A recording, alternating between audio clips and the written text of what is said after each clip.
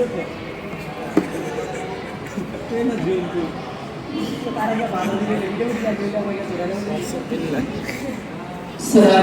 warahmatullahi wabarakatuh. Waalaikumsalam. Jamia আরবিয়া Imdadul Uloom বরিকুল্লাহ হাদিস মাদ্রাসার উদ্যোগে আয়োজিত তর্ক বিতর্ক প্রতিযোগিতার সম্মানিত সভাপতি, বিজ্ঞ বিচারক মণ্ডলীর সুযোগ্য পরিচালক, আমার সঙ্গে উপবিষ্ট ছাত্র ভাইয়েরা, আপনাদেরকে শুভেচ্ছা অভিনন্দন জানিয়ে শুরু করছি আজকের তর্ক বিতর্ক প্রতিযোগিতা। চাঁদের আলোয় যেমন মুগ্ধ হয় রাতের নীরবতা, তেমনি নবীজির স্মৃতিতে সিক্ত হয় প্রতিটি মুমিনের হৃদয়। তার নামের উচ্চারণেই যেন শান্তির সুবাতাস বইতে থাকে দুনিয়া প্রান্ত থেকে প্রান্তে। তার প্রতি ভালোবাসা আমাদের ইমানের অঙ্গ, আর সেই ভালোবাসার প্রকাশেই নাম হলো মিলাদ। আর যখন তার আগমন ধ্বনিত হয় হৃদয়ের গভীর থেকে, তখন শ্রদ্ধা জানাতে আমরা সবাই দাঁড়িয়ে যাই। প্রিয় উপস্থিতি, সময়ের সংক্ষিপ্ততার কারণে আমি সরাসরি কোরআন থেকে মিলাদ কিয়াম সম্পর্কে কোরআন থেকে দলিল পেশ করছি। প্রথম দলিল হলো, আল্লাহ রাব্বুল আলামিন বলেন, কুল বিফাদলিল্লাহি ওয়া বিরহমাতিহি ফাবিযালিকা ফালইফরাহু। হে নবী, আপনি বলুন তারা যেন আল্লাহর রহমত দিয়ে খুশি হয়ে থাকে। সূরা ইউনূস আয়াত ৫৫। এই আয়াতে রহমত দ্বারা উদ্দেশ্য হলো রাসূল করিম সাল্লাল্লাহু আলাইহি ওয়াসাল্লাম। তার প্রমাণ মিলে অন্য আরেক আয়াতে, যেমন আল্লাহ তাআলা সূরা ফাজর ১০৭ নম্বর আয়াতে আল্লাহ বলেন, ওয়া মা আরসালনাকা ইল্লা রাহমাতাল লিল আলামিন।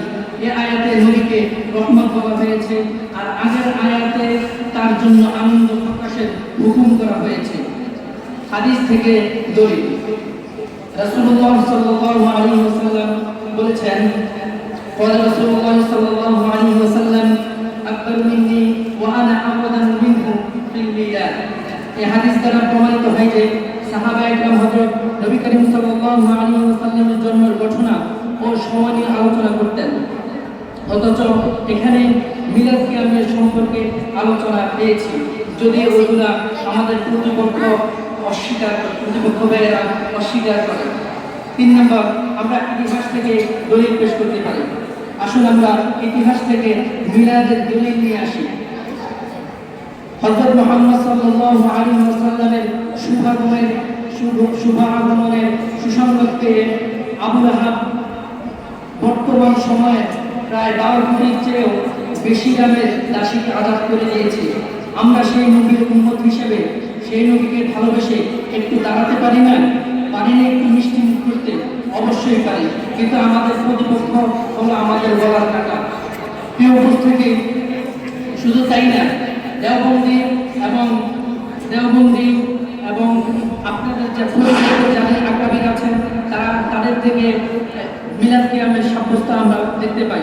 হাজী আমদাদুল্লাহ মুহাজির মক্কি রাহমাতুল্লাহি আলাইহি ফয়সালে হক মাসআলা গ্রন্থে লিখেন, আমি মিলাদ মাহফিলে শরীক হই এবং কিয়াম করার সময় আনন্দ উপভোগ করি। আসুন হাজী আমদাদুল্লাহ মুহাজির মক্কি রাহমাতুল্লাহি আলাইহি পরিচয়টি একটু জেনে নিই। যিনি দেওবন্দের রুহানি উস্তাদ, যিনি হাকিকতের জ্যোতি, সেই হলো মক্কি রাহমাতুল্লাহি আলাইহি, যিনি মিলাদে অংশগ্রহণ করেছেন। তাহলে আমরা যদি মিলাদ করি, তবে আমরা প্রেমিকদের পথেই চলেছি। আপনাদের আকাবির এটাই প্রমাণ করে দিল, মিলাদ করা বেদাত নয়, এটা আদত। এই উপস্থিতি, নবীর জন্য আমরা ক্রিকেটে ৬ মারলেও লাফিয়ে উঠি, আর যদি নবীজির জন্মদিন আসে তখন কেন জানি প্রতিপক্ষের মুখ ভার হয়ে যায়। কি ভাই, নবীজি ছক্কা মারেননি, আপনি এই জন্য খুশি নন? উনি তো ইনসানিয়তের ছক্কা মেরে পুরো জাতিকে জিতিয়ে দিয়েছেন। শেষ কথা ভাই, আমরা এমন বিষয় নিয়ে এখানে কথা বলতে এসেছি যেটা নিয়ে কিয়ামত পর্যন্ত একদম নাখান্দা এর বিরোধিতায় লিপ্ত থাকবে।